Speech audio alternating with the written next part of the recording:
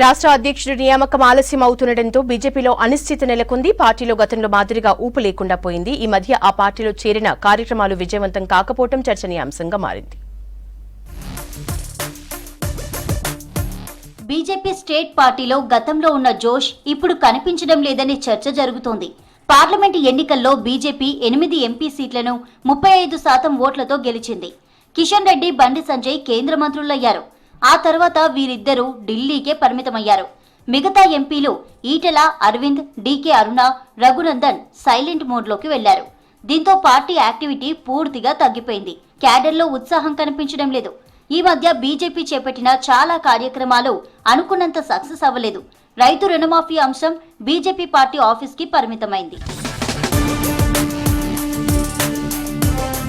Assembly ఎన్నికల్లో BJP 14% ఓట్లతో 8 మంది ఎమ్మెల్యేలను గెలుచుకుంది. ఈ 8 మందిలోనూ వర్గాలు ఏర్పడినట్లు పార్టీలో ప్రచారం నడుస్తోంది. రాష్ట్ర అధ్యక్షుడు కిషన్ రెడ్డికి ఎమ్మెల్యేలకు మధ్య గ్యాప్ ఉన్నట్లు తెలుస్తోంది. ఈ మధ్య జరిగిన పదాధికారుల సమావేశానికి నిజామాబాద్ అర్బన్ ఎమ్మెల్యే ధన్పాల్ సూర్యనారాయణ గుప్తా మినహా మిగతా ఎమ్మెల్యేలెవరూ అటెండ్ కాలేదు. ఇందుకు నేతల మధ్య విభేదాలే కారణమని టాక్ వినిపిస్తోంది. అసెంబ్లీ సమావేశాల్లో బీజేపీ ఎమ్మెల్యేలకు రాష్ట్ర పార్టీ నుంచి ఎటువంటి సహాయ సహకారాలు అందలేదని సమాచారం. నాయకత్వంతో గ్యాప్ వల్ల పార్టీ కార్యక్రమాలకు ఎమ్మెల్యేలు దూరంగా ఉంటున్నారనే ప్రచారం నడుస్తోంది.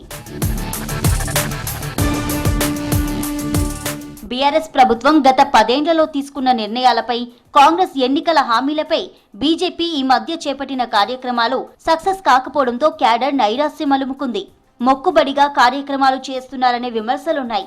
కొత్త అధ్యక్షుడిని నియమించే వరకు ఈ పరిస్థితి మారే అవకాశం లేదంటున్నారు కింది స్థాయి నేతలు.